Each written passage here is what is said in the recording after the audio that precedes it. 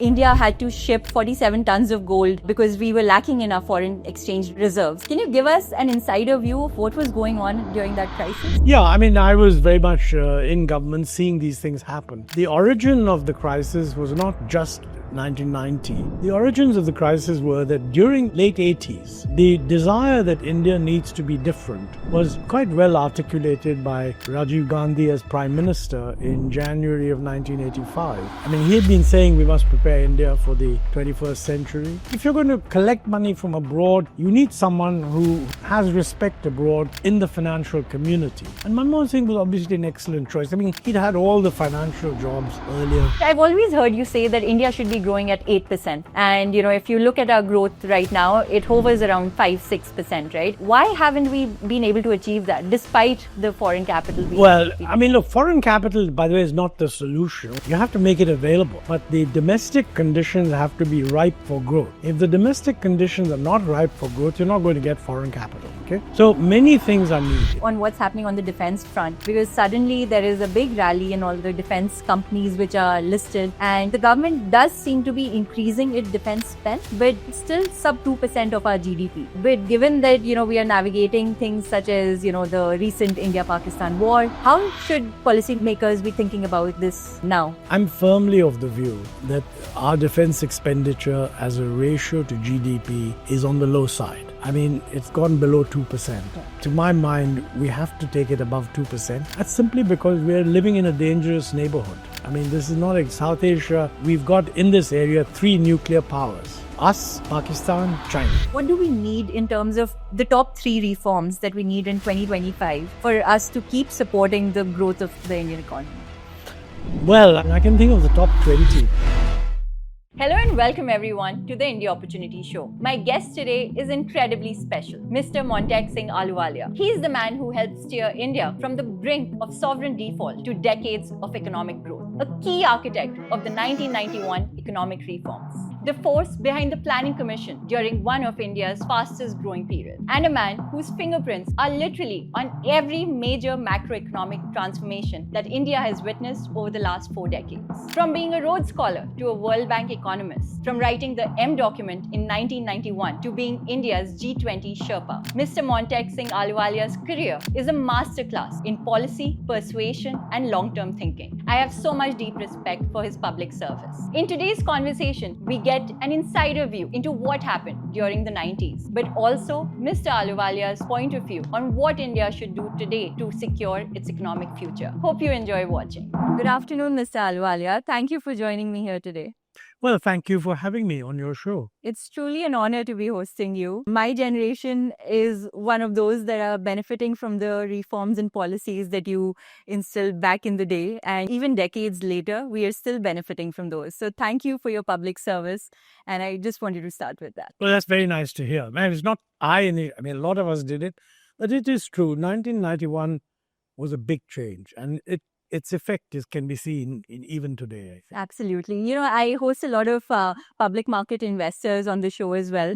And what is remarkable is that every single one of them attributes their success and growth to the 91 reforms, which is why, when I was digging deeper, I was like, I have to get you on the show because, you can actually give us an insider lens into what was going on. I'd be very happy to do that. Let's start by talking about the crisis that we were facing, where, India had to ship 47 tons of gold because we were lacking in our foreign exchange reserves. And that's how, it sort of all started. Can you give us an insider view of what was going on during that crisis? Yeah, I was very much in government seeing these things happen. The origin of the crisis was not just 1990. The origins of the crisis were that during the late 80s, the desire that India needs to be different was quite well articulated by Rajiv Gandhi as Prime Minister in January of 1985. He had been saying we must prepare India for the 21st century. He also said in Parliament, and this I thought was very important, he said, how can we be competitive if we are working with systems that are 25 years out of date? And prime ministers in India, I've made this point in many podcasts, so I apologize if it's a repetition, but it's important. Prime ministers in the past had acknowledged problems. Food is a problem, something else is going wrong, but none of them had said that our system is defective. So this is the first articulation by a prime minister that the system's wrong. The problem was that he was never able to change the system.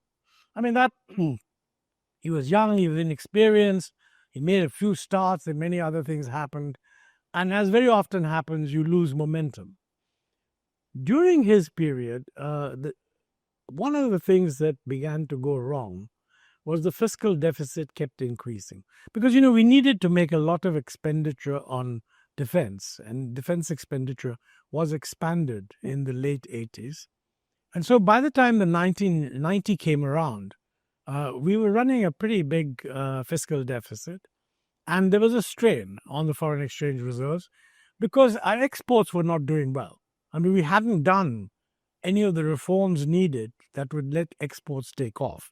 On the other hand, domestic demand was being pushed up by a larger and larger fiscal deficit.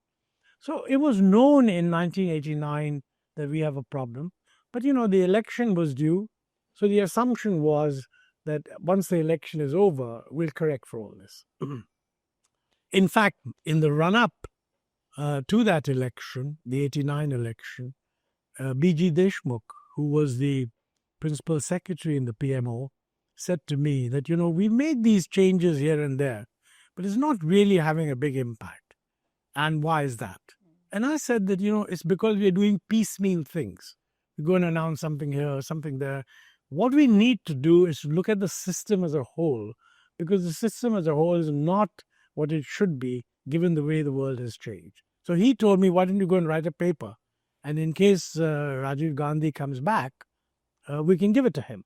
Well, he didn't come back. We had a government headed by VP Singh, coalition, not very stable. And then he sort of started the Mandal agitation, which made it even more unstable. And at that time, Saddam Hussein marched into Kuwait. And that led to a spike in oil prices. So, India looked a bit politically unstable domestically and faced a huge increase in oil prices.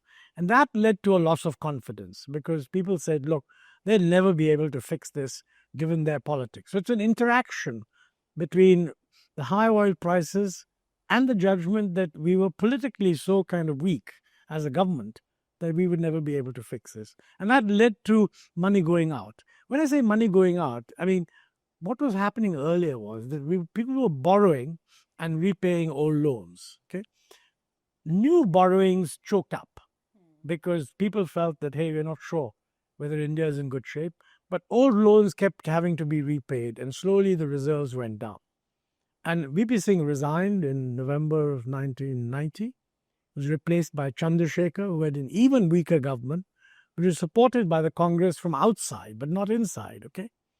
And he was not going to be able to do, with that kind of situation, never be able to take the tough decisions. And why would the Congress support a government taking tough decisions and then be blamed for it if it's not in government itself? So quite rightly, I mean, there was an election. Everybody thought that, Rajiv Gandhi would lead the Congress party after the election. He was assassinated. So when the election took place and was completed, you had a Congress government led by P.V. Narasimha Rao, no Rajiv Gandhi. It wasn't a strong government, but it was a kind of a coalition. And the question was, would it be able to handle this crisis? And that crisis had by then become really serious because, our foreign exchange reserves had run down and they covered only about 2 weeks of imports towards in May or so of 91. Whereas normally it should be 3 to 4 months. So people could see that the reserves are running down. Now, when that happens, people need reassurance that you're fixing the thing. I mean, either reserves stop running down, which would only happen if you get a lot of money coming in, or if exports increase, or somehow your imports disappear, whatever. And that wasn't happening. So it was necessary to get more money to come in and to restore confidence. Now, at that time, the Chandrasekhar government had started negotiating with the IMF and the World Bank. And there's nothing wrong with that because these organizations are there in order to help you at a difficult time. Yeah. But the situation was so urgent that they still needed some, as it were, usable money because their reserves were down to rock bottom. And so they decided that they would sell the gold. Although it wasn't actually a sale, it was a sale with a repurchase. Okay? And the interesting thing is, the Bank of England could have said, okay, I mean, we buy this gold, it's in your vaults. If you repurchase it within X months or so, that's fine. If you don't, then it's ours and we move it out whenever we want. But the Bank of England not prepared to do that. The Bank of England said, yes, we'll give you the money and a repurchase agreement, providing you put the money in our vaults. So you had this physical problem of having to take 47 tons of gold out of India and put it in the Bank of England vault. It's also a recognition that when confidence is lost, it's really lost. And in effect, what the Bank of England was saying is, we're not happy with you saying this gold is here and it's ours. Yeah. We won't believe that until you bring it here. So to the country, visibly, the idea of your gold going out, even to an ordinary householder or a housewife, कि भाई सोना बेच दिया. I mean, that is the sign of being really broke. So it drove home to the public that things were really tough.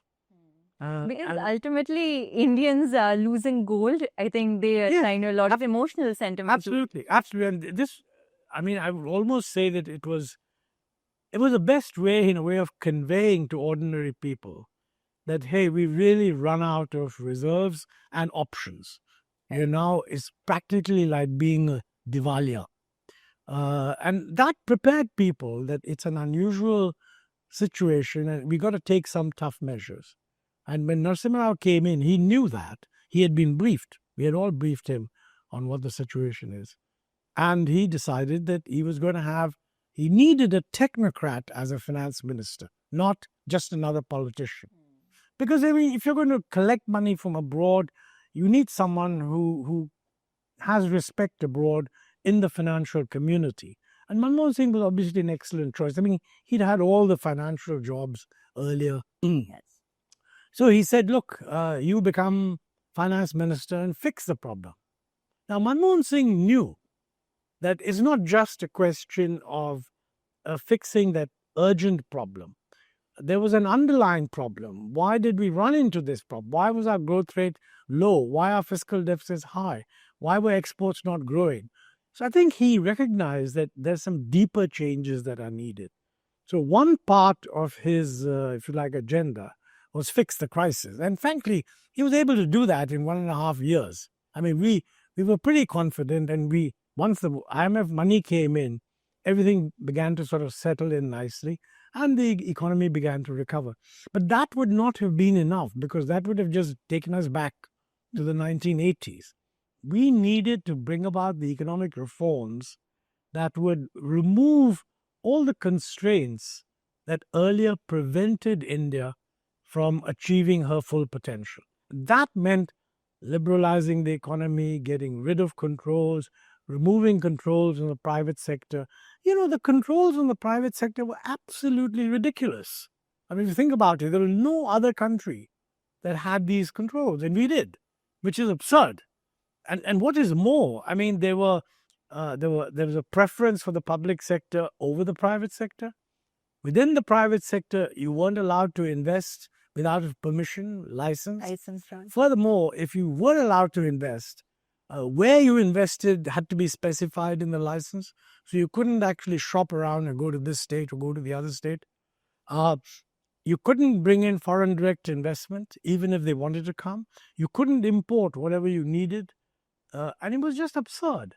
And these changes we were able to do in about 2 years. Now, there were many other changes that were also necessary and were envisaged. And the idea was these would get done gradually. But unlike in the 1980s, where a little bit of change here, a little bit of change there was done, in 1991, what we did was a a comprehensive, mutually supporting set of reforms covering several key ministries. And that was the result of having thought about it internally and come out with an agenda. I mean, I had written about this in a paper that I did for VP Singh, but of course, I mean, his government didn't last that long. This was a paper that B.G. Deshmukh had asked me to prepare in case Rajiv Gandhi comes back, gave it to VP Singh. He saw it. He liked the idea that we should discuss it. He never said he approved. I have a suspicion he agreed, but he never said so. He just said discuss it. Right. You're talking about the famous M document. Yes. I mean, it was not signed by me. And it went to what VP Singh did was, he said, send it to the cabinet secretary and ask him to have it discussed with other secretaries. Now, as happens often, it was marked secret. Of course, these things leak. It's actually a very good thing that they leak, and of course, it was printed in the Indian Express.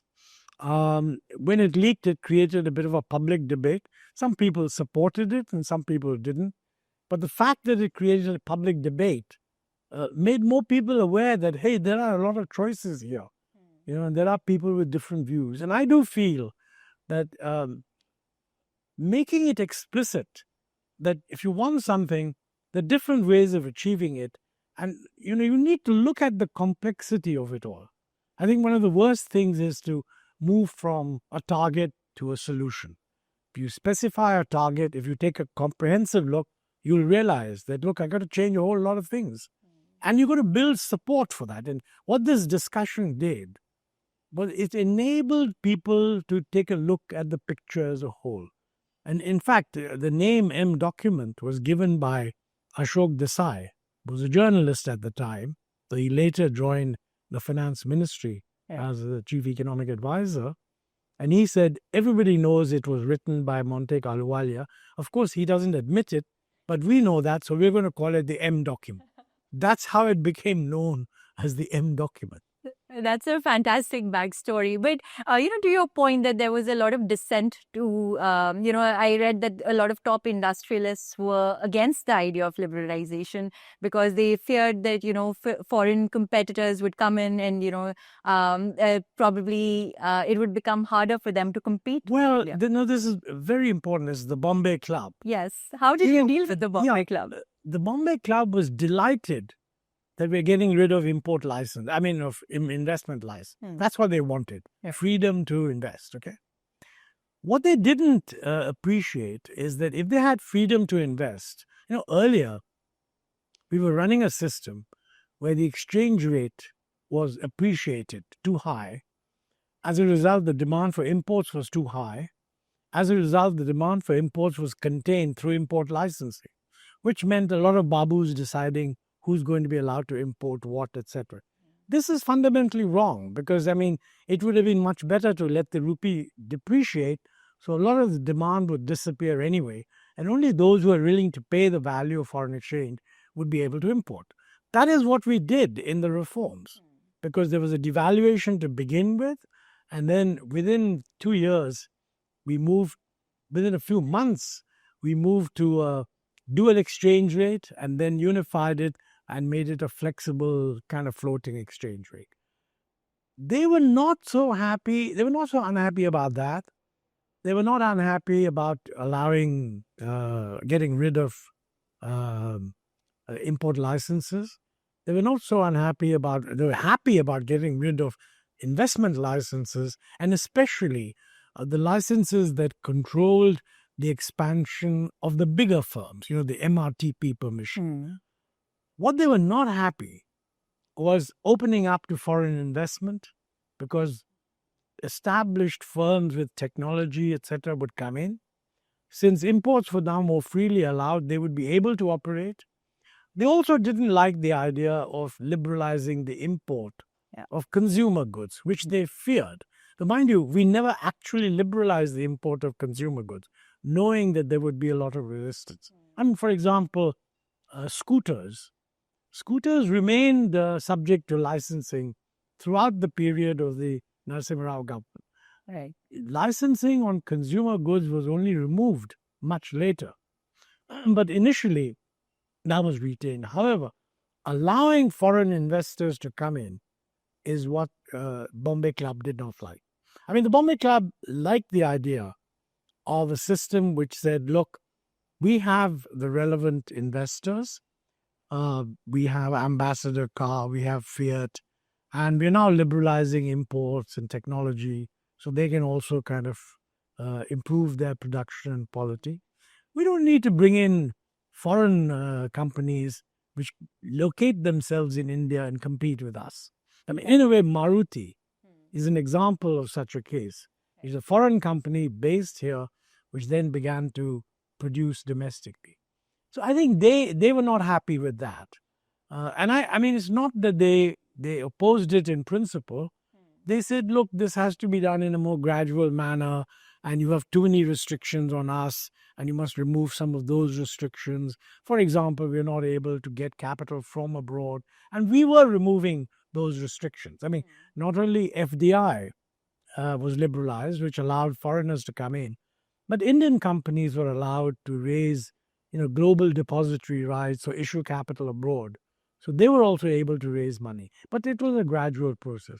I think industry, I mean, they knew that they were on weak grounds, but yes, they did in fact raise these issues. Right. And, you say that, I didn't write the document, but we all attribute it to you. Well, I did write it, but it didn't say so. Right. But, when it comes to figuring out what to even include in a document like that, because, you have the responsibility of an entire nation on your shoulders. What was your thought process at that? I think, look, this is where, I mean, the fact that I had been around the world, I'd worked in the World Bank, I knew what was going on in the rest of the world. I came back in 1979 after having spent about 11 years in the World Bank, during which time I was in the research division and also going to different countries to see what kind of problems. And my whole strategy of joining the World Bank was precisely, let me learn about development outside and then come back to India. So I was able to do that. It was very clear to me when I came back in 1979 that the policy we were following was fundamentally wrong. Too much controls, too much restrictions on the private sector. I think a wrong notion that the public sector must be the commanding heights of the economy. No reason why public sector should be. That public sector has a role. But where the private sector is doing a good job, you don't have to be anti the private sector. And I think keeping out foreign investment, foreign technology, actually made it more difficult for Indians to compete. I mean, if an Indian entrepreneur has an established position, but is building it around a lousy technology, and somebody wants to compete, and there is better technology, you should allow him to import the technology. That's the only way you would put pressure on the domestic guy. So I was aware that we needed these changes. Also, that it's not a series of small changes, they're interconnected. I mean, let me give you one example.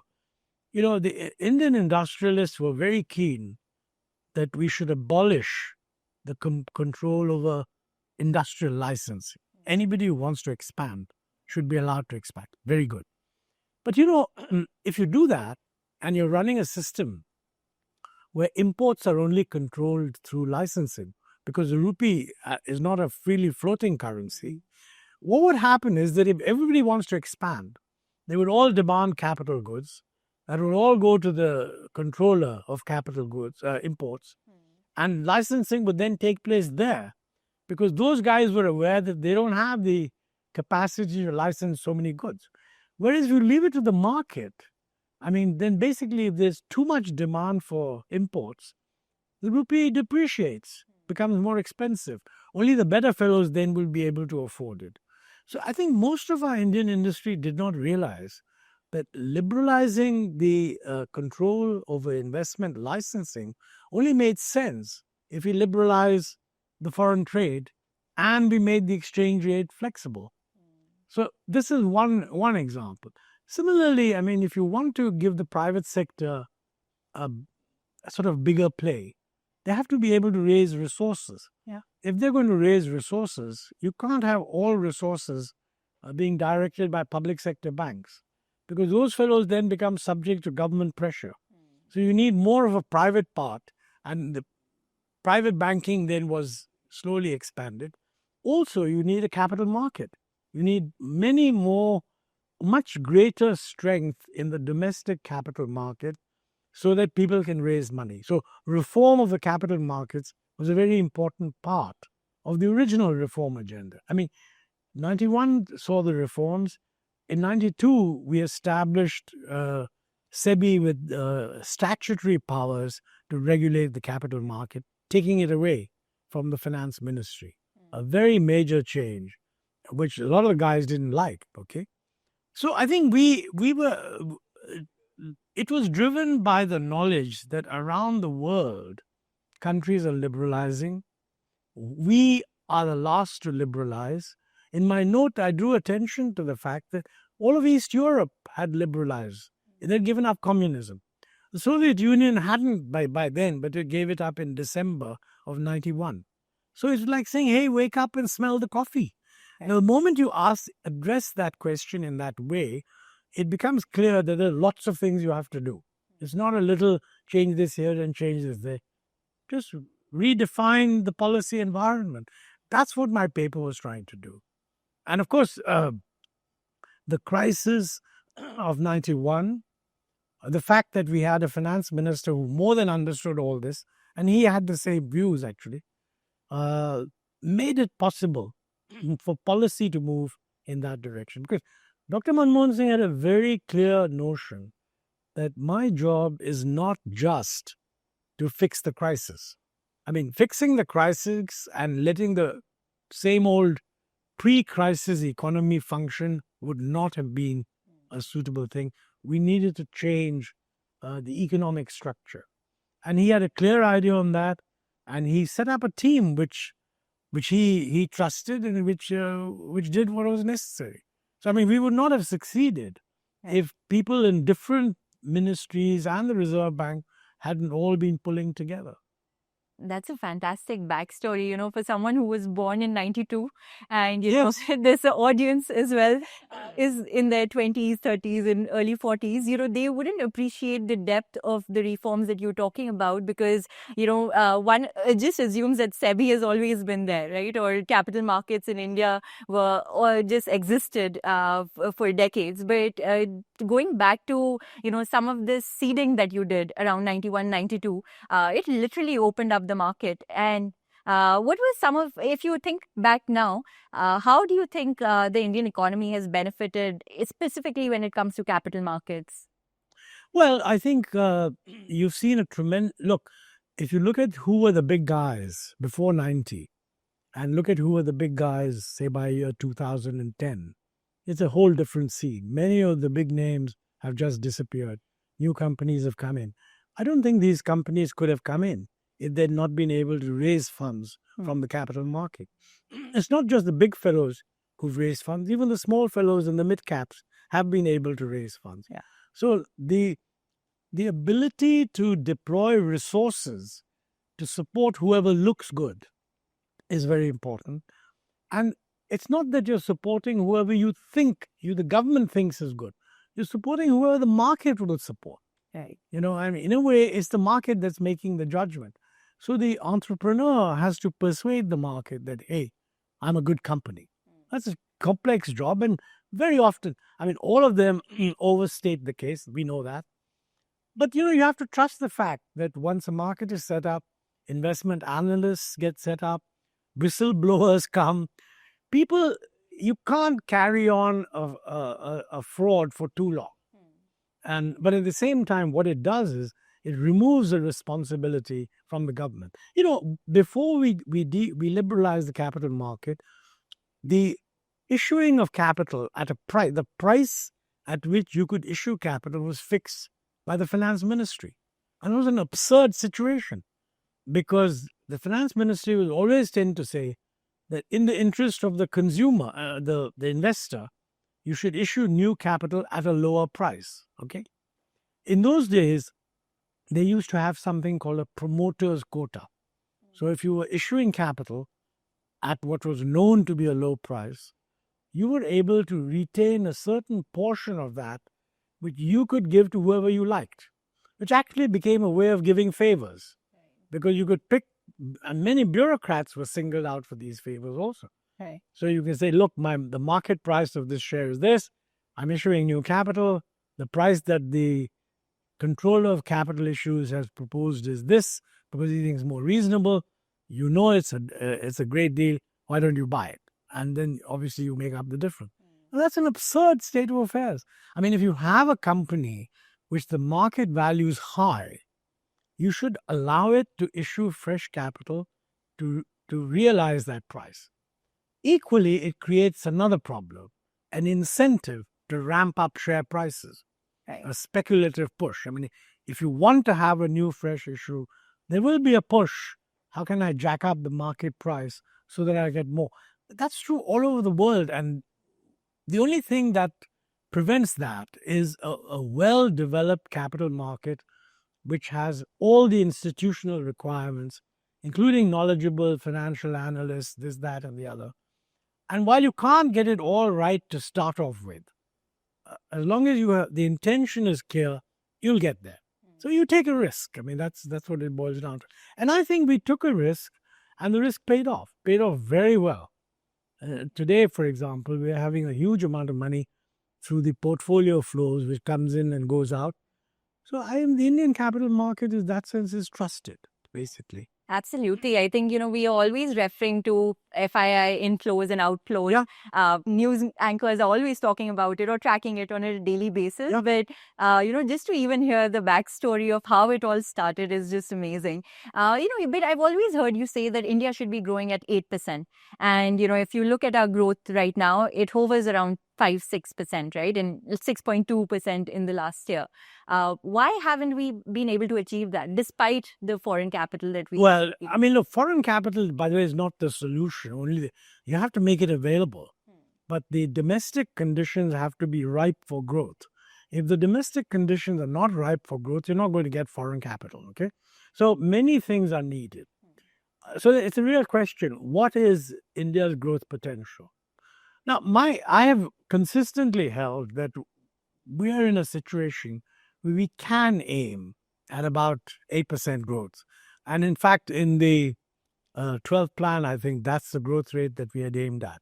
We started off by talking about 9%, but lowered it down to 8%. And the truth is that during the 10 years of the UPA, Dr. Manmohan Singh's prime ministership, in the first 5 of those years, the first 4 of them were very good because the global economy was also very good. So the growth rate was actually averaging more than 8%. In the second 5 of those years, there were problems. First of all, the financial crisis in 2008 caused a bit of a flurry. The Eurozone crisis in 2011, that caused a problem. And domestically, I mean, which always happens after a while, all sorts of constraints came up. And the government was, in the 12th plan, we described that this is a case of a policy paralysis. I mean, we're not moving as fast as we should. So the growth rate in the second half came down. But nevertheless, over the 10 years as a whole, the average growth rate is about 7.8%, which is not bad. Yeah. So if we did 7.8% in that period, we should be reasonably able to aim at 8% or even a little more. In the last 10 years, the growth rate has been lower, about 5.8 or so. But of course, people will say that, you had some domestic disruptions like demonetization. But apart from that, you had COVID, which was a global effect. Everybody slowed down. So our growth rate also slowed down. It has picked up after COVID. Right now, I mean, forgetting about individual quarters, it kind of seems to be around 6.5%. Some people think it might slow down a little more. It's very difficult to judge the short-run growth rate at this point because there's so much uncertainty. We don't know what the Trump tariffs are going to do, not just to India, but to the whole world. So it's very uncertain. But the question, is 6.5% good? Well, it's faster than other emerging market companies. That's good. Countries, that's good. It's also faster than China because China is now at a much higher level. So China cannot be expected to sustain the high growth rate that it once did. In fact, there's a basic rule that as you go through different levels of development, and reach higher and higher levels, your sustainable growth rate begins to decline. And China is clearly in that phase at the moment. So we are growing faster than China, but China is 5 times our economy. So growing faster than China doesn't do much to close the gap. Still, it's good. What is our target? Now, what do you compare the 6.5 with? If you compare it with other emerging market countries, it's not bad. But remember, all the other emerging market countries are at much higher per capita income levels. Right. Our objective is that we want to get to, say, a developed economy status by 2047. I mean, that's the Viksit Bharat objective. And I think it's a good objective. So we should work out what is the growth rate we need in order to reach Viksit Bharat. And that is about 8%. So that means 8% from 2025 to 2047. So another 22 years at 8%. I think it's also clear that if we do get an average of 8%, it will take the form of a higher growth rate initially and room to slow down later. Because you're not going to grow at 8% when you're close to $14,000 per capita. So, I mean, the target we need now to really be on track for Viksit Bharat is more than 8%. Maybe 8.5%, could be even 9%. So, how do we judge the situation? We judge the situation by saying, look, we're 6.5, which is not bad. But we need to jack this up to 8 or 8.5 if we want to achieve the targets we've set. Now, of course, if we don't want to achieve the targets, then it doesn't matter. So I think you have to make up your mind, how are you judging our performance with respect to what criterion? And would you say we are underperforming?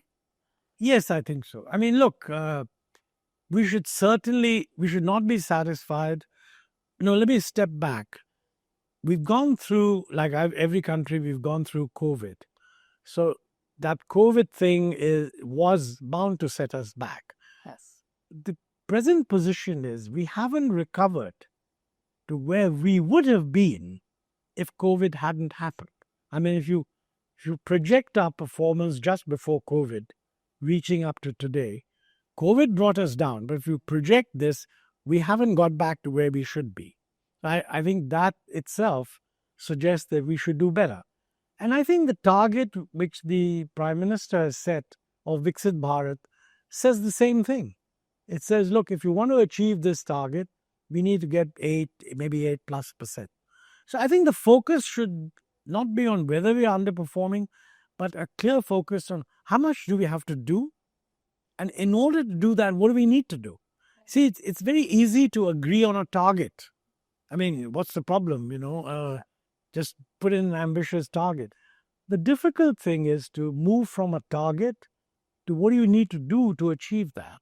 And I think that is the job I'm sure people in the government must be working on, Niti Aayog or these different organizations.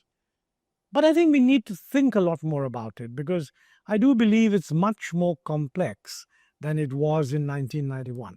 Frankly, the reforms we did in 1991 were a no-brainer because we were then a low-income country. We had the whole world to learn from.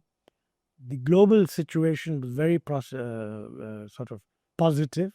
If you adopted a strategy that let's open up, tap into the global market, you were likely to do well. We didn't do well in every dimension, but in some, we did much better than was expected, like services. I mean, all these high-tech services, etc. And I mean, attracting global capability centers. Every major company now has a center in India. And obviously they have a center in India because they're getting highly skilled work at a much lower wage, but it's good enough to service their quality. And some of this, not all of it is high-tech. I mean, some of it is just sort of outsourcing or back office work. But some of it is high-tech, like if you've got a chip designing activity going on in Bangalore, that is feeding into larger chip designing activity by major firms. That's very high-tech work. So I think we benefited from this global environment. But today, the whole world is a bit turned topsy-turvy because the issue of whether Whether global markets will be as integrated as they were before is an open question. We need to find our own alliances. I mean, the United States is giving some very peculiar signals, actually, but other countries are not. I mean, UK, Europe, Japan, these are countries that remain in favor of global integration, and we should integrate with them. Talking about attributes of underperformance, right? What would you attribute our underperformance to? You gave us ways to fix it and overcome it, but where do you think he has? Well, I didn't give you ways to overcome it. I mean, I did that in the M document for that time. Right.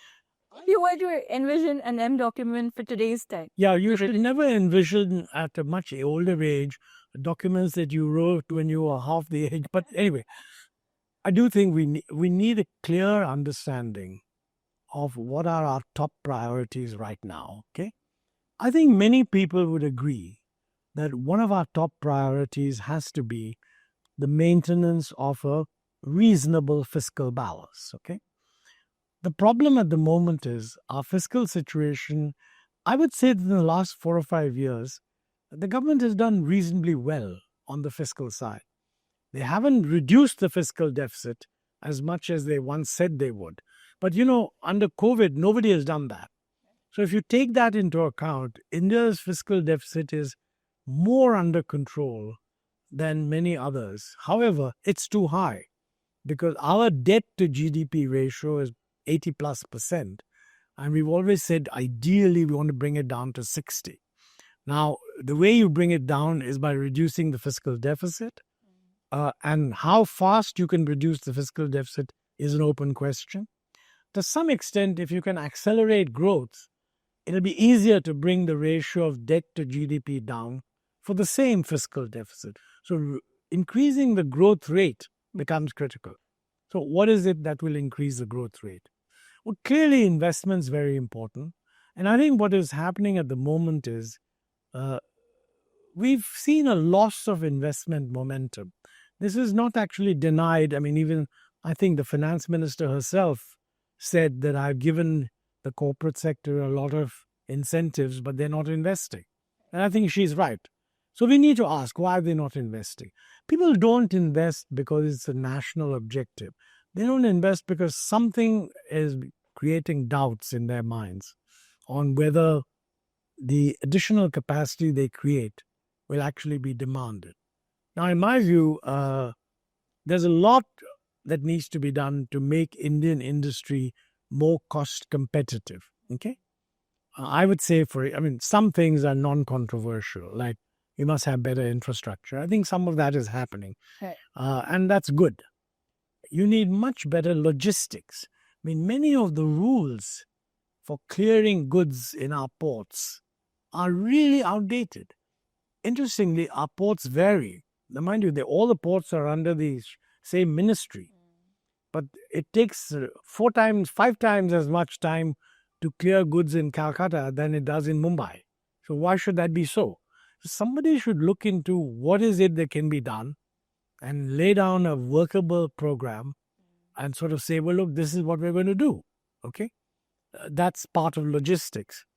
I think you also need to recognize that technology is changing very rapidly, more rapidly than in the past. In 1991, there was a lot of change of technology that we didn't anticipate. Like, for example, in 1991, there were no mobile phones, there was no internet. Internet came in 1990, email came in 1993. Okay, so those are important changes, but they took some time to happen. Today, ChatGPT, within a year after it was introduced, the usage had gone up to 100 million or something like that. 500 million is the latest number. Within a year, no, but a little bit later. No. Yeah, sure, within 2 or 3 years. So the pace of change is much faster than it was earlier.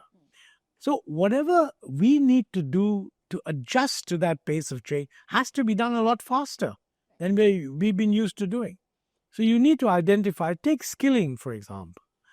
Today it's very clear that AI, which is a huge productivity enhancing foundational technology, has the capacity to increase productivity on the shop floor in a company to a huge extent. It's doing it everywhere. It's not being absorbed in India at nearly the pace that is being absorbed elsewhere. We are spending a lot of time wondering when are we going to produce the next deep seek. That's a good thing to aim at, but that's like when are we going to contribute to the frontier?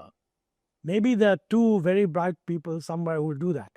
But forgetting about that, nothing stopping us from asking, are we absorbing AI to increase the productivity of existing companies? My guess is we're not doing nearly as much as we should. So that needs to be done. This is an area, by the way, where the public sector could give a lead in the sense that, we have, for example, our petroleum refineries, we have Gridco, any number. The telecom system is, of course, now private, but any number of public sector related activities where AI could be used big time. Okay, a government could demonstrate that, listen, we're really benefiting from this AI in this and this and this and the other area. We also need to create a skilling capability where people can deal with AI. This is something that, given the pace at which you want change to take place, this is something that should be done on a year. What's the objective for the next year? Not just thinking about it. And I think we need focus on these. I also feel in the matter of trade, for a very long time, we have taken the view that we should not have inverted duty structures, where the duty on the component is actually higher than the duty on the final product. Sometimes it may require raising the duty on the final product, but definitely it requires reducing the duty on the components. And this is where, in my view, a comprehensive relook at our import duty structure is needed.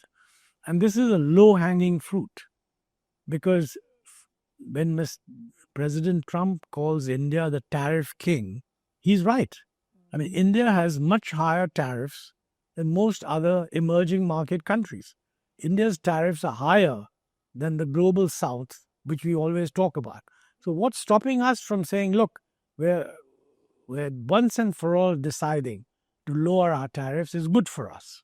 Don't get worried that Trump is asking you to lower them.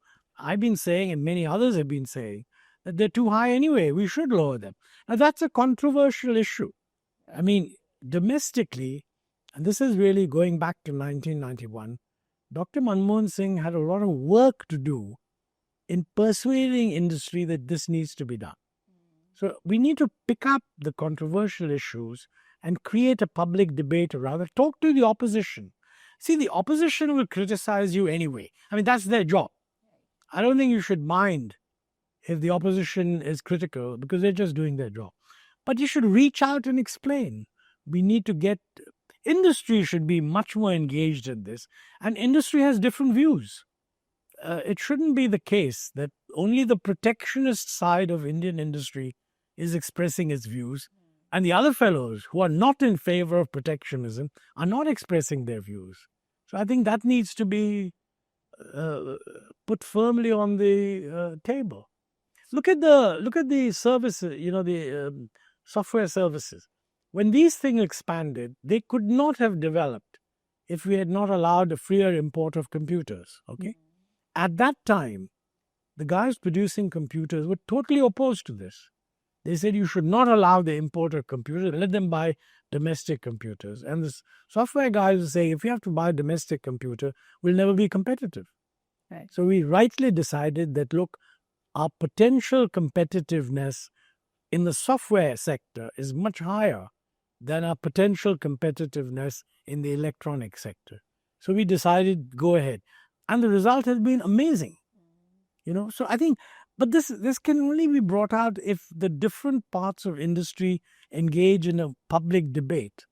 And think tanks should get involved, politicians should get involved, and then they can separately decide whatever they have to decide. Based on a more informed public debate of these issues. Ms. Alwalia, to your point of India making investments in AI, how do you think we should deal with this? Thinking about keeping in mind inclusive growth, because one dark side of embracing AI wholeheartedly also is the job losses that this would result in. Yeah, that is a very important point. All technologies, when they've been introduced, have raised this issue of job losses because the nature of a technology is that it enables a certain amount of work to be done by fewer people. Okay, so therefore, some people are no longer necessary. But the usual answer to this question is that the introduction of the technology leads to other changes, either productivity growth in the economy as a whole that will create more jobs, or just new things that have to be done. And so the net effect on jobs may be positive.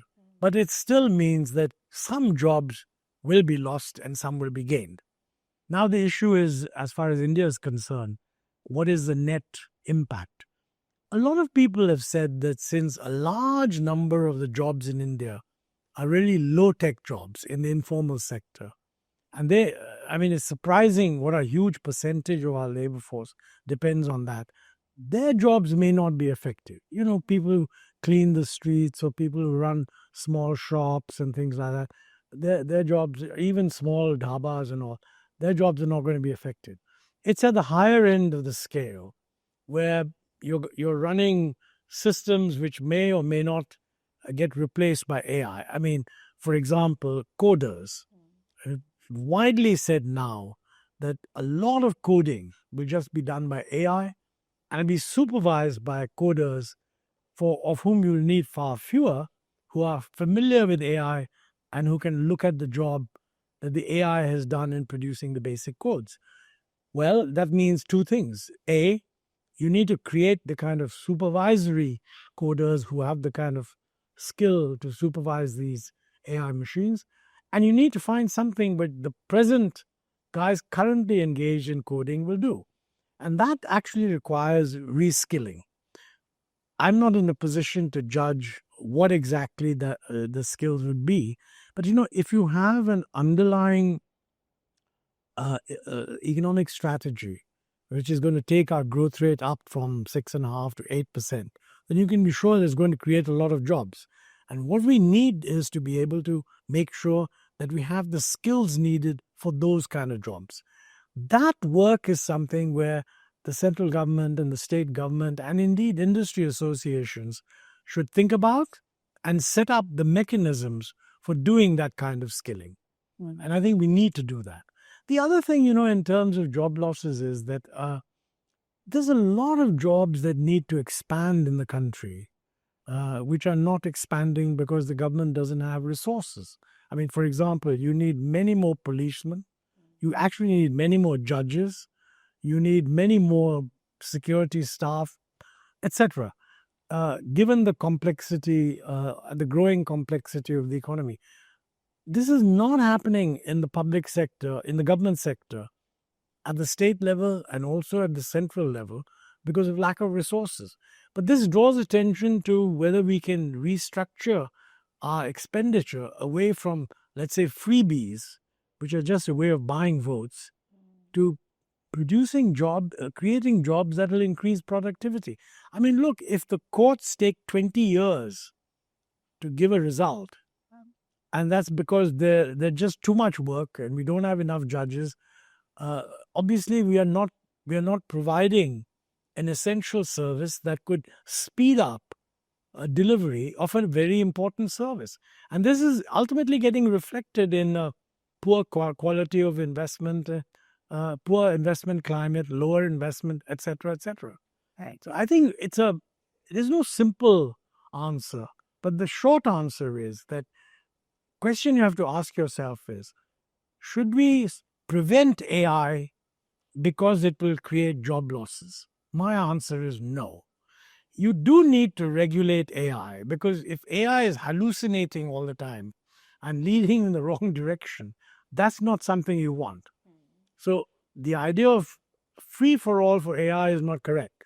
We need to regulate it so that we know that there's enough protection. But I don't think we should be saying This will make so many jobs redundant, and therefore we don't want this AI. We've had these problems before.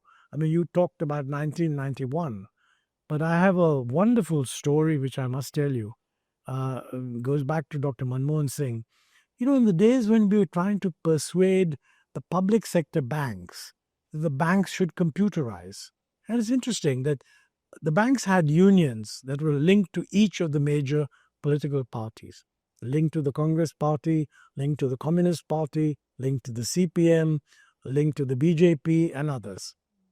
Every one of these unions formally opposed the computerization of public sector banks. Really? They threatened a bank-wide strike. And Dr. Singh, I was then finance secretary, and he said, we must talk to the union leaders. So he invite them to my room for a discussion. So I invited all these, said, finance minister wants to meet you. All of them came. All of them, Dr. Singh was always a model of politeness. He would greet them individually. Would you like some tea, some biscuits, and all. Everybody sitting down in his office. Then he heard each one of them. Every one of them said that, computerization is not right because it will reduce jobs. Manmohan Singh said, look, I guarantee you nobody will lose his job because of computerization. So you don't have to worry on that score. They said, no, we know what you're thinking. You will not expand jobs because of computerization. So in that sense, computerization will prevent an expansion of jobs. And he said, no, that's not true because, if you don't computerize and the private sector banks computerize, the business will go to them and the public sector banks will lose business. So if you want to remain in the competitive business, either you're going to stop all banks from computerizing, in which case India will suffer, or private and foreign banks will computerize and business will fly out from public banks to them. So they were not convinced about this. Anyway, he argued and he said, whole world is changing. India is not unique. We must keep up. All those things that we talked about in 1991. Anyway, the interesting thing was, at the end of this discussion, he was a very polite minister. So normally, the finance minister would say goodbye to the guys and go to his desk, and I would show them out. But Dr. Singh stood in front of his own door, shaking hands with each union leader personally. I think they liked that. And one of them, towards the end, he said, Mr. Finance Minister, I completely disagree with you on computerization. But then he said, but I don't mind admitting, my son agrees with you. So it's a great recognition. I mean, what he was saying is, look, I know the world is changing. My own son tells me that we got to do this. But I'm a union leader. I got to do my job. You do your job. So, persuasion doesn't mean that you actually get them to sign on. Talking to them makes them think, makes them realize what the world is like. And, go further back. If you had asked anyone in Delhi in the 1960s, if you asked the Tongawalas, should we expand taxis? They would have said no. Of course. But, they would not realize that if all movement took place through Tongas, the traffic wouldn't be accommodated and growth would choke off. So I think sometimes you need to engage in the conversation, scope the problem, make people understand the problem, and then hope for the best. And I think people appreciate if they have a sense that, yes, you've thought about these things. And we need to do a lot of that now because the world's changing. I mean, this is the difference. In 1991, all we were saying is, listen, this is what everyone is doing. We should do it. The difference now is nobody knows what everyone is doing. I mean, Mr. Trump is doing one thing. Are all the countries going to start behaving like Mr. Trump? In that case, we have to do something very different. Or is it going to be the case? China, of course, is on its own track. If it is the case, and I think it is, that the UK and the EU and East Asia, They will neither want to be on the China track nor on the US track, but they do want an integrated global system with some rules of the game. So I think we need to anticipate how is that going to evolve. It's not a case of just joining everybody. It's a case of keeping our eyes open and learning from the rest. That learning part is very crucial. Of course, I think globalization as we knew it is at risk, right? Things are evolving so rapidly. I mean, when you say risk, it's going through a change. And of course, it is possible to argue that it will be wound down. I don't believe that's true. It is true that the extreme versions of globalization, which said that you must always allow the freest action driven by the markets with no regard for what government can do. This is wrong. I mean, anyway, we never believed that. So the issue really is government will always have a very important role to play, either looking after those who are left behind or moderating the rules so that the system that evolves is fair. And that is a bigger problem today with global, I mean, with digitalization. 5 companies control the whole of communications. And that's not a very happy situation, basically. So these are issues that we need to keep we need to keep both our eyes and our mind open. Keeping your eyes open is easy because you'll see what's happening. But keeping your mind open means judging who is it that you want to follow. And this is not a kind of north-south divide, because each of these are highly divided. And it's tough. And to your point, I've often heard you say that we need to aim at inclusive growth. But, over decades, the polarity just keeps on increasing, right? Well, you're making a very important point. See, first, let's be clear. What is inclusive growth? Okay. In a very old-fashioned world, the discussion always used to be on GDP growth. But, even in the 1960s, the concern about the poor was always central, certainly in India.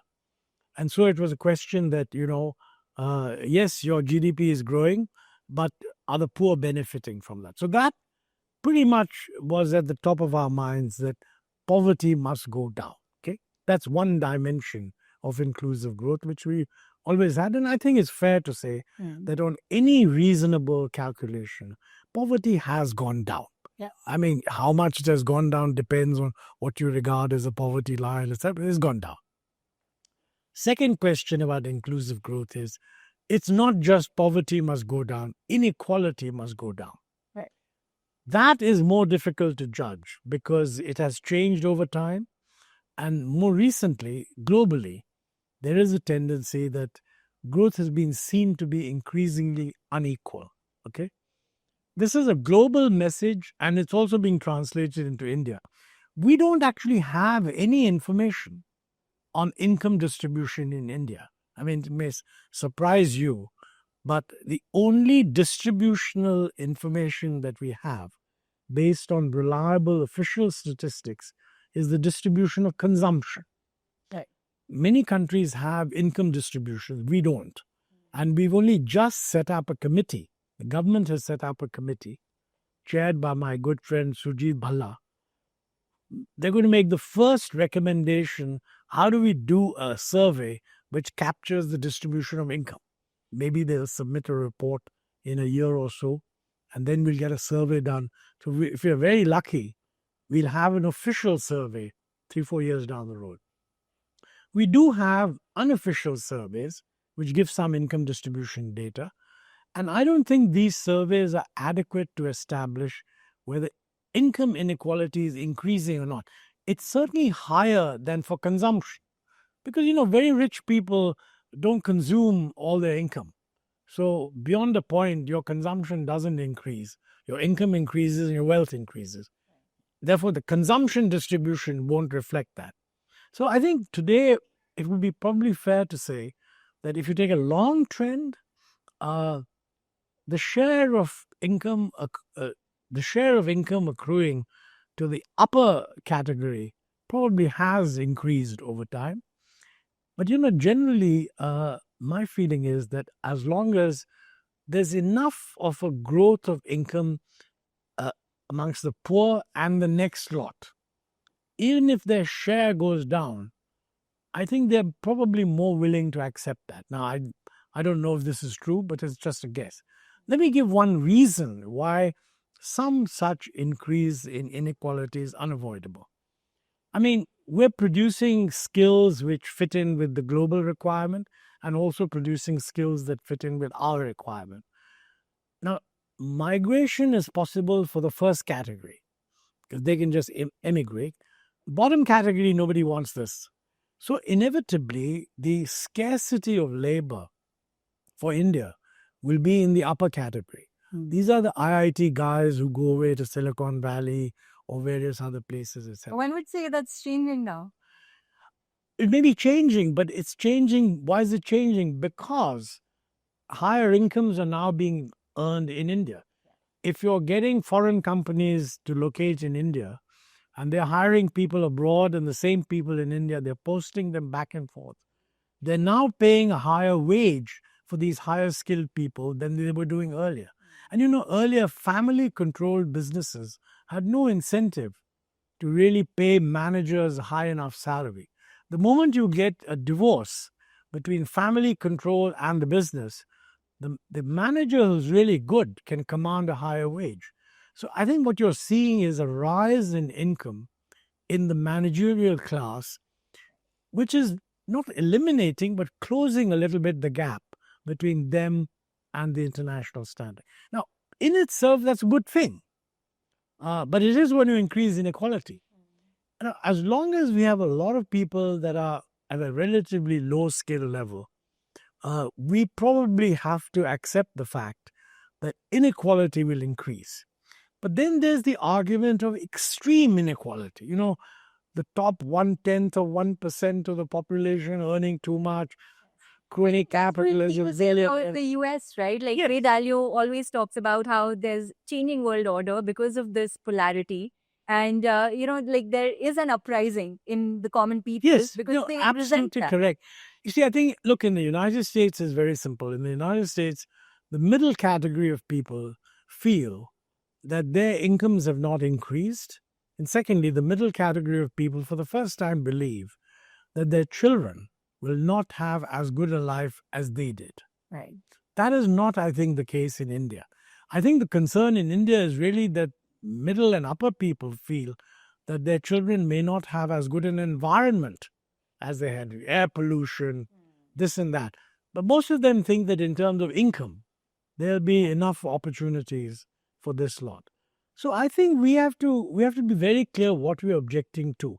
What's his name? Amongst the people who worried about inequality in the United States, there are people who've said that the real problem in inequality is when you have one or two people who have so much money that they can influence the political system. And which is what you could argue is happening with the Doge in the US. Well, not with the Doge, but with Musk. Yeah. Yes. I don't know. No, absolutely. I mean, look, Musk gave $250 million to the presidential campaign. Yeah. So, I mean, and then he became minister, and now he's left. So, I mean, it's a little weird, but I think a lot of people in the United States worry that what has happened in the US is that when the US moved from being a kind of basic manufacturing-oriented economy to a financial sector and tech-dominated economy, the financial sector and tech-dominated guys got very, very high incomes, okay? Much more than the manufacturing guys did. And when the financial sector led to a collapse in 2008, a lot of people said that, look, we were being told that we are financially the great innovators of the world. These guys have produced a recession, which is making a mess of our country. And they all said that none of them is paid for it. Nobody's been fired, nobody's been put in jail, etc., etc. Even Christine Lagarde, who was then the managing director of the IMF and later on became the head of the ECB, even she said that there's such an incredible financial collapse, such incredible mistakes, and no one's gone to jail for it. So if she said that, you can imagine what the ordinary people felt. People whose savings disappeared because of these financial collapses and so on. I think there was a perception that these guys manipulate the system. Uh, the same fellows who ran J.P. Morgan would become Secretary of the Treasury and liberalize the rules that allowed J.P. Morgan to do excessive financial intermediation. So there was a deep, deep resentment, and that is what you see today in the United States. And we must be careful to avoid that situation. Yes, I was going to ask you, how do we avoid that situation? Because Oh, I mean, tech is becoming powerful as a sector in India. tech is not becoming powerful as a sector in India because tech is just producing high salaries. I mean, after all, look, one of the most successful people in the tech world is our friend Narayan Murthy, and he's a sort of model for rectitude, etc., etc. So tech has not been seen as generating too much or undeserved income. In fact, in many ways, the tech multimillionaires, whether it's Murthy or Nandan Nilekani or others, Premji, and so on, people don't resent the money they make because people know that they created lots of jobs, they created a lot of prosperity, etc., etc. Okay, but I think we need to be sure that the rising Indian middle income category, which is getting an increasingly higher quality education, also get absorbed in jobs which make them feel that their lives are better than their parents. As long as that is so, then the fact that some people are doing very well will not affect them. We haven't had the problem that the poor are getting worse off. I mean, people very often say in India, the rich are getting richer, the poor are getting poorer. This is just not true. The poor are not getting poorer, they're getting less poor. It's true that the rich are getting richer. It's also possibly true that the relative income between the lower and the upper is increasing. But some of that is unavoidable. But I think if enough people are gaining so that they don't feel that they're being left out, I think we can tolerate a little bit more of inequality. But at the same time, very small numbers of people able to move the political system in their favor will lead to a fight back. That's what's happened in the United States. And I think we want to avoid that, basically. Okay. That's a great way to think about these things because, these are common narratives which are easily thrown around, right? Especially around the election time. But, it's 5 years ago, you did really push us to think about a transparent tax system. And with with everything that has changed on the tax front, where do you think India's competitiveness lies today with our current regime? Well, no, I think when you say the stack system, I think on the digital side, we have made a significant amount of progress.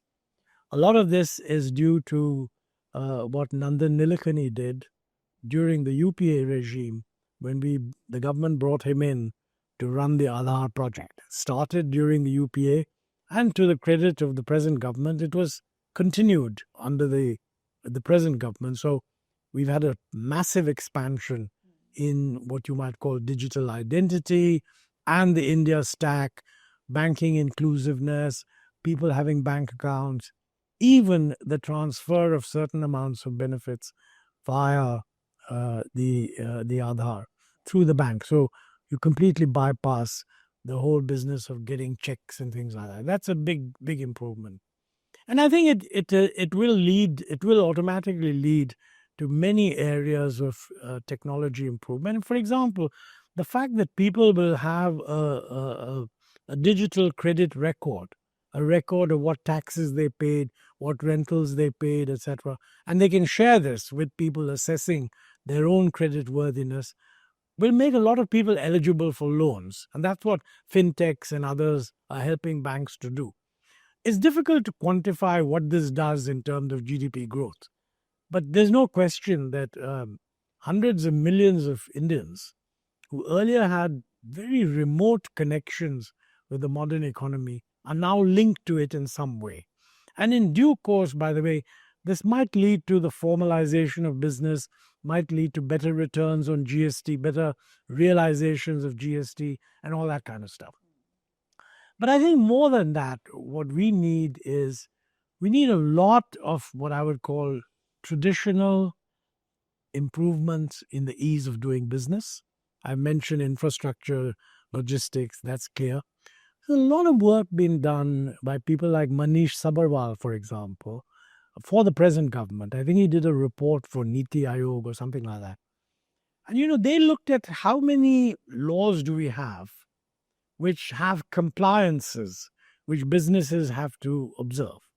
And I think some ridiculous, 16,000 compliances, half of them from the center and half of them by the states.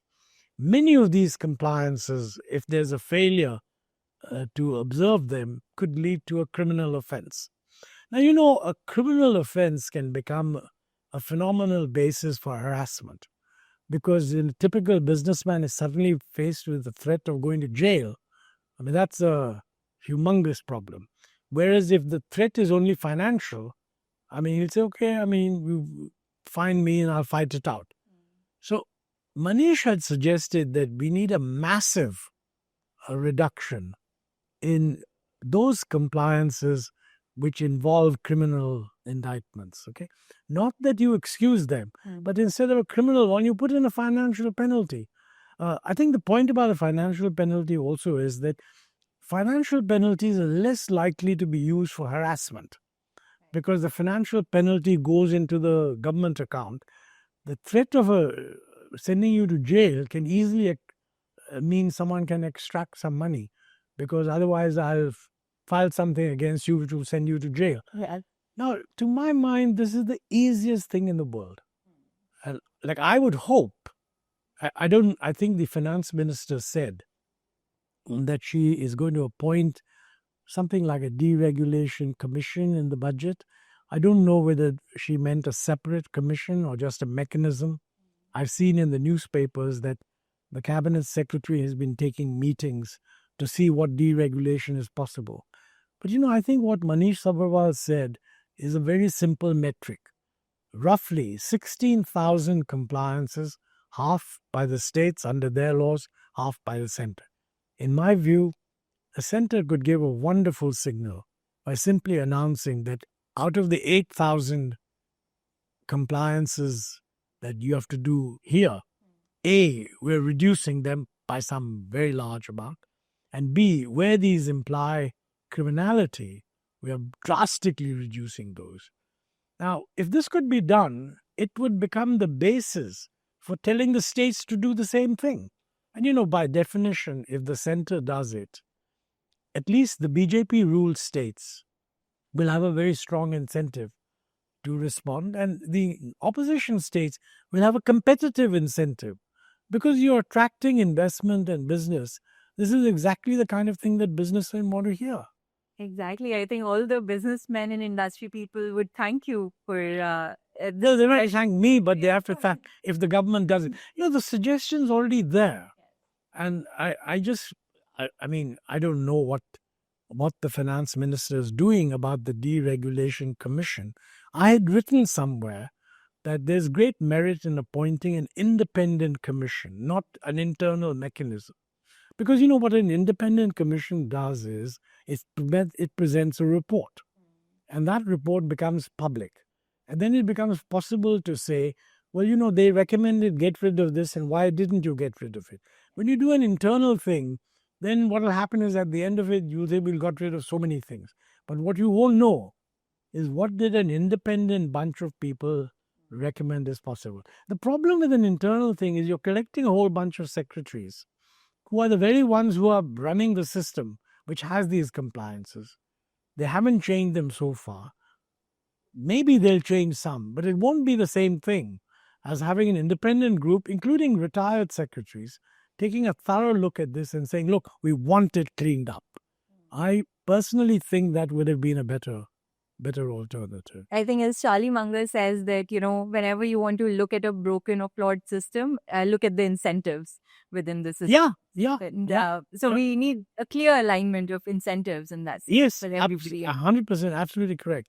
Absolutely correct. And I also want to pick your brains on what's happening on the defense front, because suddenly there is a big rally in all the defense companies which are listed, and the government does seem to be increasing its defense spend, but it's still sub 2% of our GDP.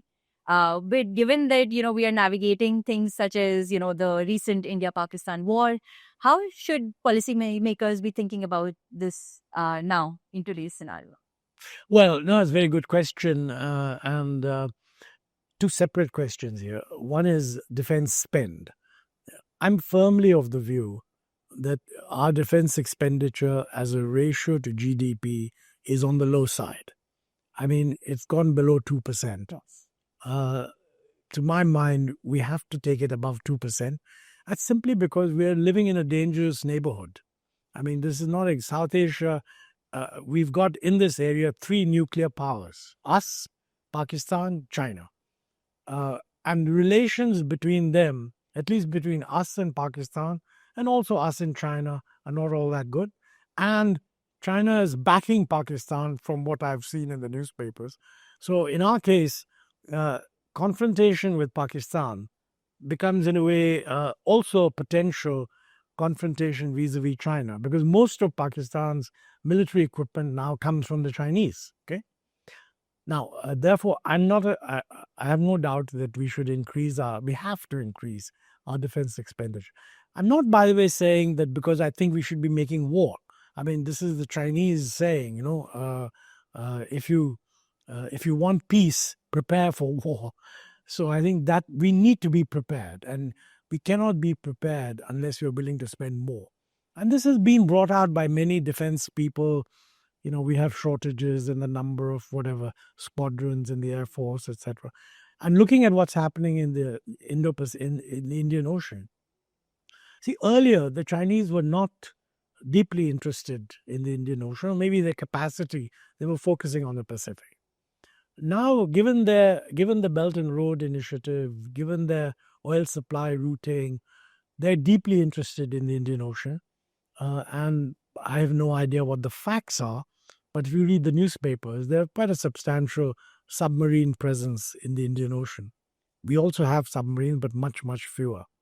So the real question is, we have always maintained that the Indian Ocean should be a zone of peace, which of course is correct.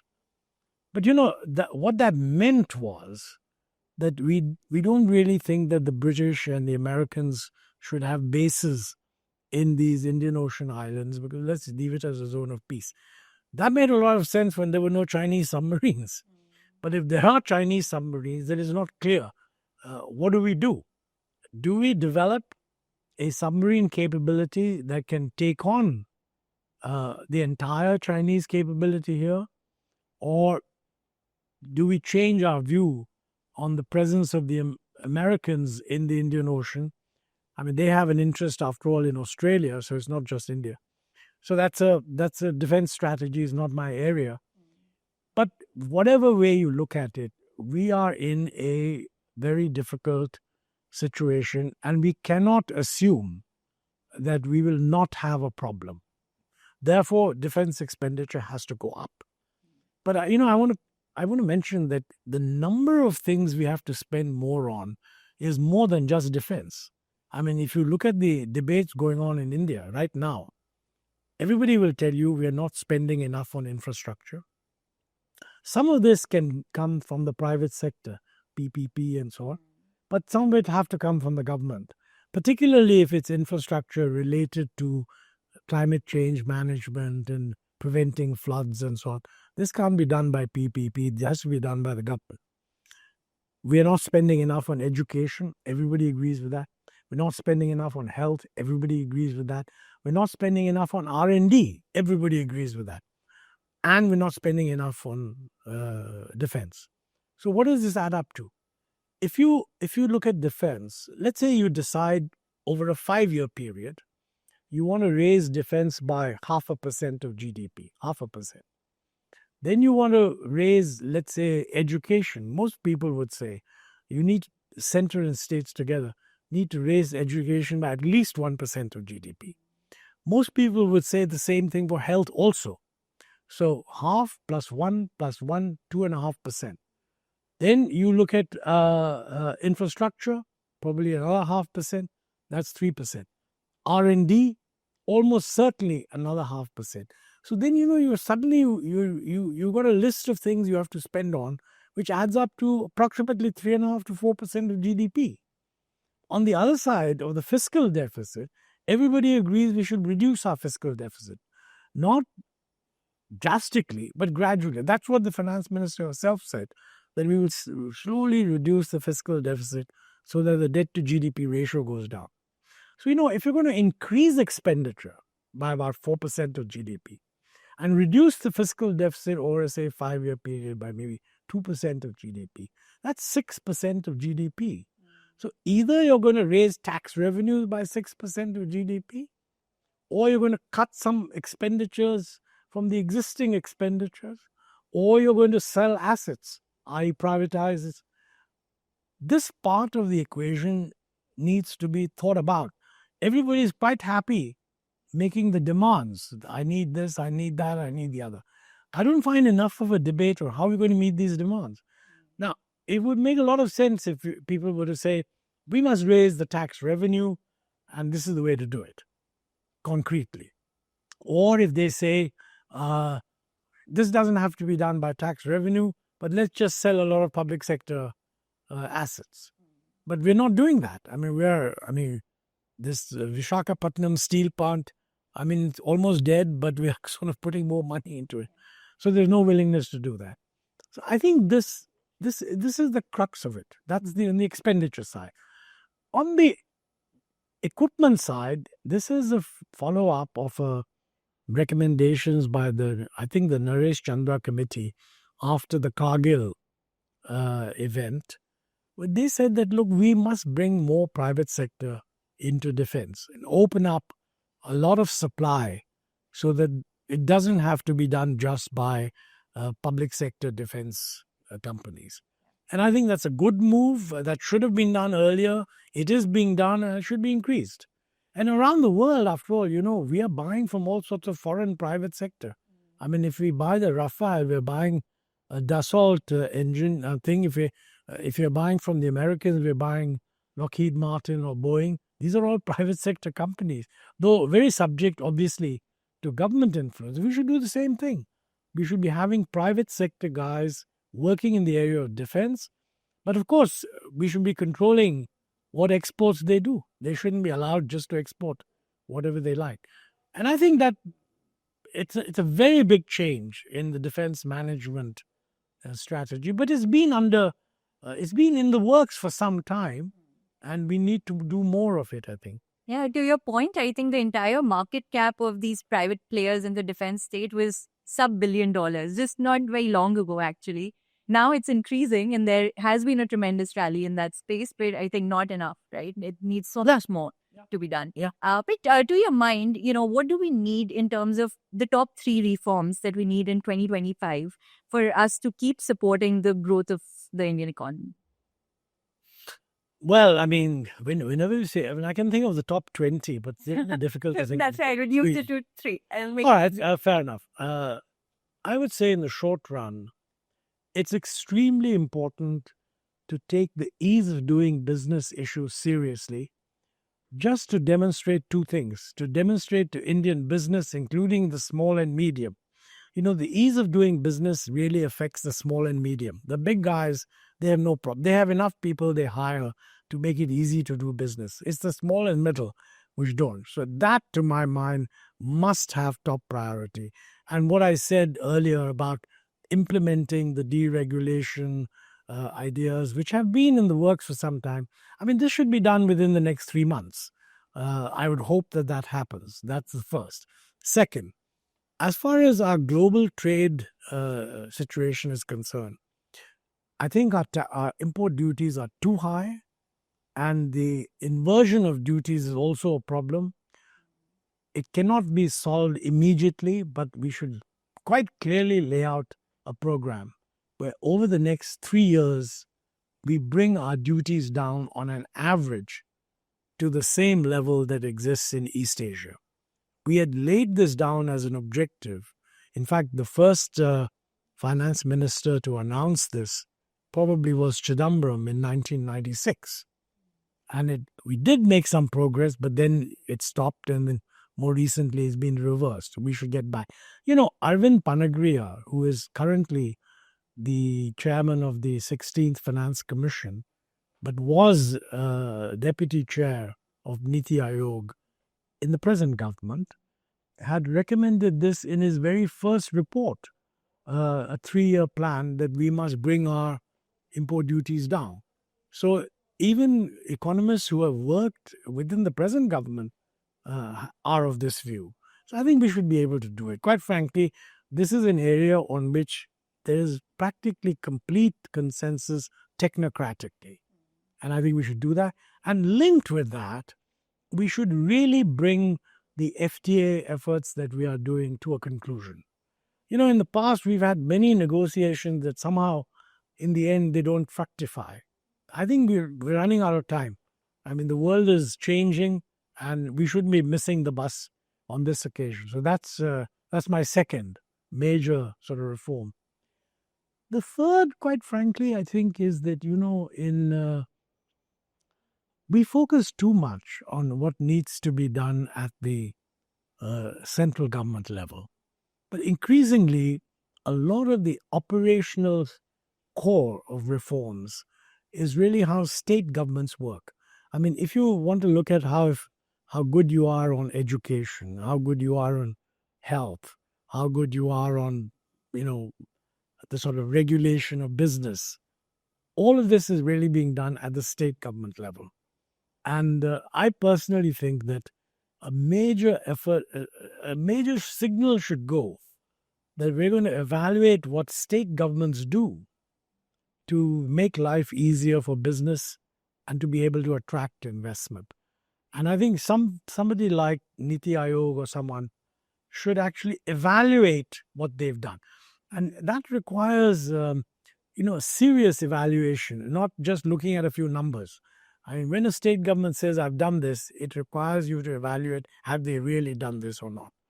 But I think putting state-level reforms high up on the agenda is actually very important. Longer term, we have to create the basis where political competition will not take place on the basis of freebies. Because quite frankly, nothing can be achieved if Indian democracy becomes a competition for getting votes by offering freebies. And unfortunately, there's a very serious danger of that happening. Yes. And it's not just one party. Every party seems to be doing that. Yeah. And I think there's not enough appreciation of this. I think Indian industry is not actively promoting thinking on this subject. And I think we need to do a lot more on that if we're going to get going. And, frankly, let me give you one example of a freebie which is almost certainly very popular and probably will get extended, but doesn't actually make much economic sense. I mean, for example, a typical decision that many governments have taken is that because we want to be pro-women, which we should be in my view, because we haven't treated them well as a society, is we're going to make bus travel free for women, okay? And several states have done that. The next step will be, why not metro? I mean, it doesn't make any sense to say metro travel free, bus travel free, but not metro travel. Now just ask yourself, is that a sensible thing to do? And I've lectured to various students, and I raise this very often. I ask students, do you think this is a good reform? And 80% of the hands go up. And then I say, but have you thought about it that if the idea is to favor women, which I support, the thing to do is to say that, look, women are about 30% of the travel in any public transport. So we're going to make travel for them free, and we're going to raise the cost for men 50%. So the two will cross subsidize, and the system at least will be able to run. That's not what they're doing. What they're doing is women free. Nobody is paying the subsidy to the transport system, which only means that the buses will not be sent for repair on time, preventive maintenance will be disregarded, small defects will be ignored until the system breaks down, and you will simply end up ruining the system. By the way, this will happen for buses, but it'll be much more disastrous when it happens for metros. And why wouldn't it happen for metros? Because if it makes sense in buses, it should make sense in metros also. Here's a good example of a freebie that actually doesn't make any sense at all. And I'm amazed that nobody is calling it out. I don't mean politicians, industry, think tanks, universities, none of them. So that's one example where I think we need clearer thinking about what is a viable social welfare system for India. I'm in favor of one, and we don't have enough. I mean, I would say, for example, that if you were to say that every woman between the age of A and B, who is, I mean, it has to be certain ages because in the working age, and you assume that when they're traveling, it's somehow connected with essentially survival or work or something, will be given a transport allowance through the Aadhaar system. So many 100 rupees a month transferred into her account. The woman who finds a job nearby gets the money for free. The one who finds a job further away has to subsidize a little more. But no free travel in buses. Are we willing to do that? This example exactly is the reason why I wanted to get your take on some of these macro issues that we face now. Yeah. Because I feel in a lot of your interviews, we focus too much on what happened in the past. But you have such a brilliant mind to be commenting on these future issues. Yeah, I mean, I've been thinking that I should do an op-ed on 10 really bad ideas so that people can think about them and make up their mind that if they hear a politician pushing this idea and they happen to be in the audience, they're at least able to say, but do you know that this fellow says this is one of the 10 really bad ideas? I think we need to do something like that. Yes, and there are too many good ideas. Everybody knows a good idea. But the real danger is that none of the good ideas are likely to be implemented soon, and all the bad ideas are going to be implemented soon. So faced with that situation, you need to protect yourself against bad ideas even more. I think we need you to secretly drop this op-ed soon in the next Yeah, weeks. I think you have a point there, Yes, it needs to go out for public discourse. Yeah, I agree. Yes, I hope you publish it, and I hope you give our audience a view into that. Well, if I do publish it, I'm happy to come back to your podcast. I would love and be grilled on that. Yes, I would love that. Okay.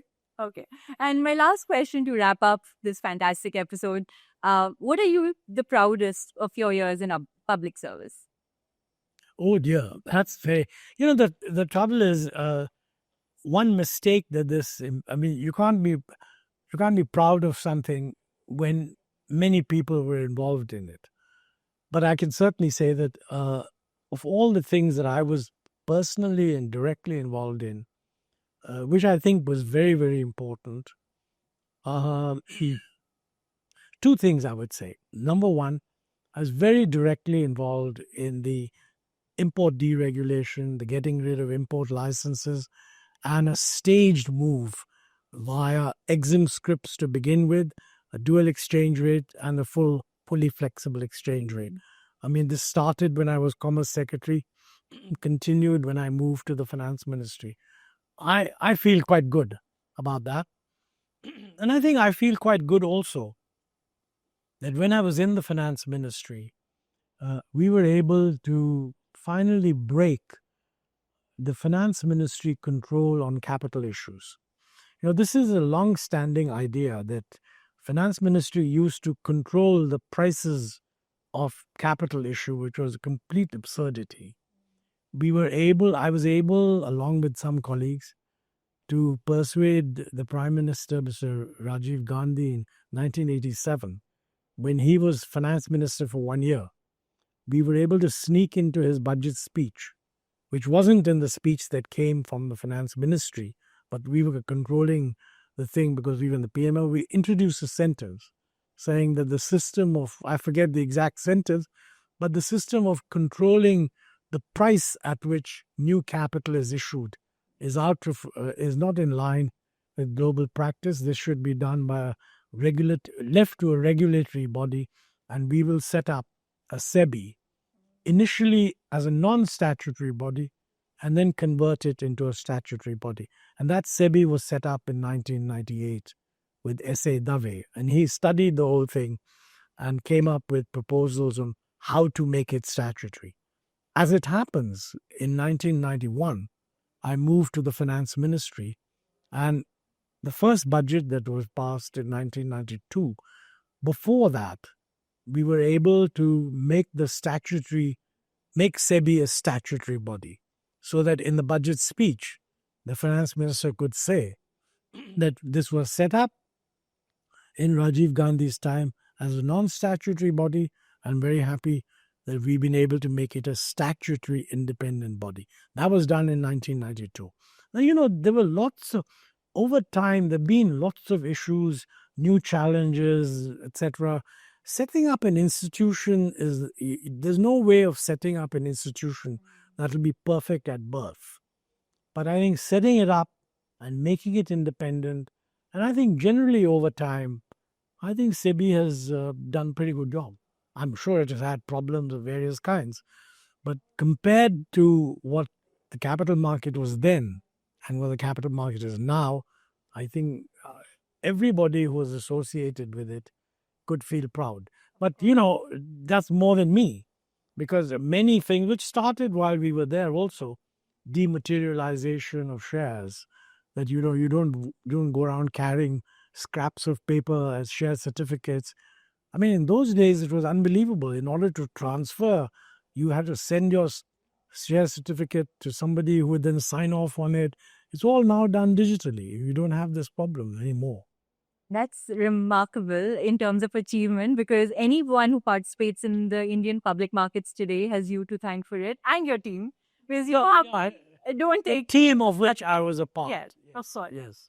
Thank you so much, Mr. Alwalia, for spending your afternoon with me. I think this is a fantastic episode for policy leaders, promoters, investors to get their hang on in terms of what India needs to do better and what India's growth journey can truly be. And like I said, thank you for your public service. You played such an important part in India's growth story. And my series of the India Opportunity Show wouldn't have been complete without you. So thank you. That's very kind. Thank you. I enjoyed it. Thank you very much. It's not every day that you get to sit across from your icon and ask them all the questions that you wanted answers to. And that was the day for me today. If you enjoyed watching this episode, please remember to subscribe to our channel so that you get notifications every time we drop another one.